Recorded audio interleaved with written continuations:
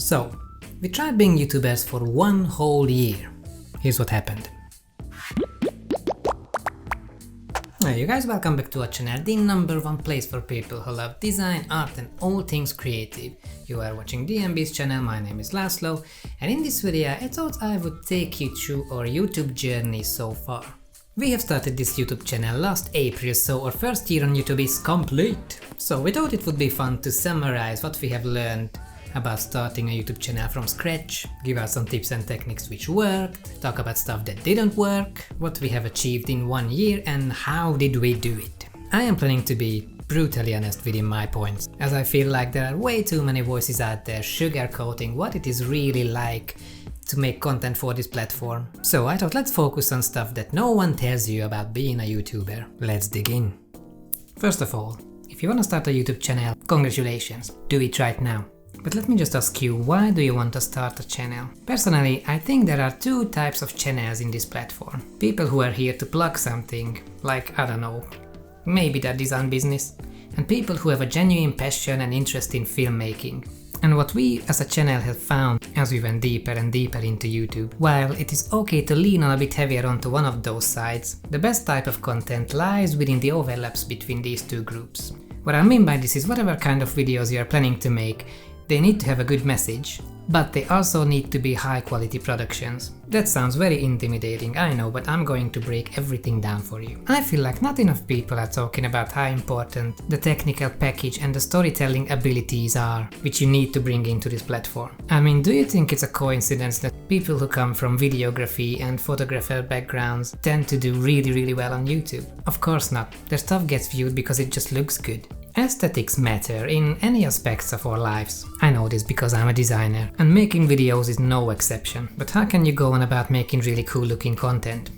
Well listen, I'm not gonna sit here and lie to you about how professional gear doesn't matter. It absolutely does. I know it sounds very inspiring when all these high profile YouTubers are talking about how you can just start using your iPhone shooting videos. I mean, just be honest with yourself. What kind of content do you watch? Videos being recorded with a DSLR, a proper camera, using a microphone and proper lighting, or this kind of thing which has been recorded with my smartphone using basically nothing.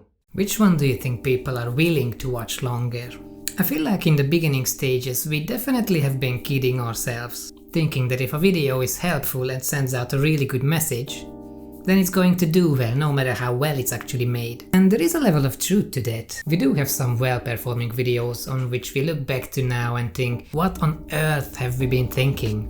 But that's the thing, you gotta start somewhere, no matter what you do. The first, I would say, at least 40 videos of yours will be awful. If you're anything like us and you jump into this with zero video making experience, that's just the way it is. And that's fine. You gotta use what you have, whether that be your gear or your skills. As time goes on, you will improve on those things anyway. And bit by bit, what you produce is going to be better every time you upload. The thing is, you will never be ready for something like YouTube. So you might as well jump into it, starting a channel right here, right now, and see what happens. You might get measurable results way easier than us, you never know. Speaking of measurable results, let's talk numbers, like real numbers. So, the Dantier and Balogh channel, as I just told you, is 1 year old, has about 70 videos, and currently stands a little over 4,000 subscribers. Now, we have been monetized for 1 month. Oh, you wanna know how much money we are making? Couple dollars a day. Is that normal? Yes. In fact, slightly above average, as apparently most channels take at least 100 videos and about 2 years to get monetized, so they can start making money. Obviously, all sorts of variables influence this, like if you already have a big following on some other social media platform, you're going to have an easier time migrating online traffic to your new channel. Also, if you have enough capital and you are able to spend thousands of dollars on your first video, hiring out professional assets and services, that obviously would help too. Pumping out all these numbers, you need to ask yourself, how often would you be able to make a quality video? It is a lot of work. So you're going to need to put serious hours aside for something like this. And I am more than aware that some people's lifestyles just won't allow them to do this. So making 70 videos took us a year, but it might take you much longer depending on your circumstances. This might sound very, very unfair, but not all channels are made equal on YouTube. Now, why am I telling you all this? Well, to be realistic with yourselves, and also to realize that this is not a get-rich-quick scheme. So if you're only in this for the money, you're going to find yourself burnt out very, very early on in the process. This is a marathon, not a sprint. And just like a real marathon, it has ups and downs. Sometimes you're gonna go through great periods where people will start following you for seemingly no real reason. The views and the subscribers just flowing in, and there will be other times when it feels like the whole process is slowing down. The views aren't coming in, the subscriber count doesn't really go up, which of course results in less enthusiasm for creating more content. All of this is totally normal. But you need to understand this is not a fixed job where you get the same workflow, the same results day after day, bringing home the same wage after the end of every month. Almost nothing happens in a linear way on the internet. It's a roller coaster of unbreakable algorithms. Oh yeah, and the funniest thing about algorithms? You can never ever fully understand them. No one does. Some think they can, and if you watch this kind of videos, you can guess what topic I'm about to open up here. Titles and thumbnails. You have heard it once, you have heard it twice, you have heard it 100 times. Hey, that rhymes. You gotta have an intriguing title and an interesting thumbnail for all your videos. There's no one-size-fits-all solution here, unfortunately. So all I can tell you is this is our strategy.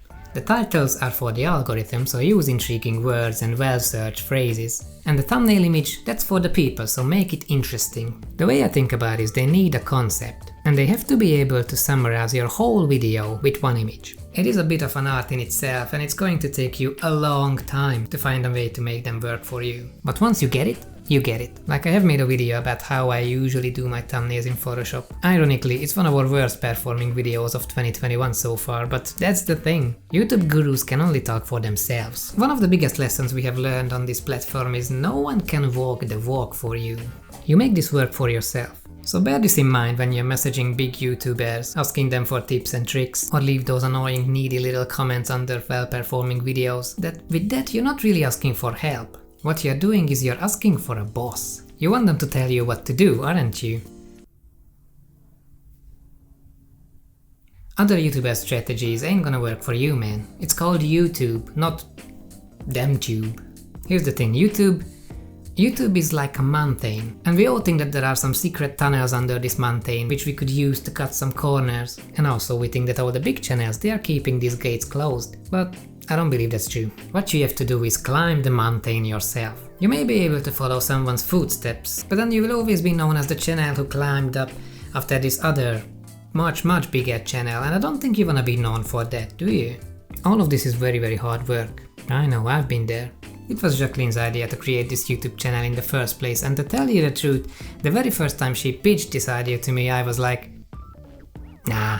For two main reasons. One, what do I really have got to say? I'm just a 20-something guy. English isn't even my first language. I'm an introvert, and I don't have that Will Smith-like fun personality, you know, when someone can dance and act and rap and sing, and whatever he does it just looks amazing, providing this crazy entertaining package. That's not really me. And reason number two, everyone's a critic. We're truly living through this spoiled age, when we got hundreds if not thousands of professionally produced media at our fingertips, streaming 24/7. The level of production is up here, man. I mean, how could I possibly compete with all of that? Now in hindsight, 70 videos and 4,000 subscribers later, I can honestly say all of those weren't really valid reasons not to start this. Those were just excuses. You're not competing with anyone but yourself. And let me just say, the first few times you get a positive reaction to one of your videos, when you see people commenting under it how much they enjoyed it and how much help you have provided to someone, it is such an amazing feeling. It will leave you craving for creating more content like that, chasing that amazing feeling of feeling validated and useful. I really hope you get to experience that feeling one day. Maybe not on YouTube, maybe on another platform, or in fact in any other aspects of your lives. Guys, I really hope this video helped. If you enjoyed it, please consider leaving a like or a comment just to feed the algorithm beast. And while you're here, join our design tribe so you don't miss out on the upcoming content. We make videos about art, design, illustration, graphics, architecture, interior design, all those cool things and everything in between. Take care guys, and I hope to see you this time next week. Bye!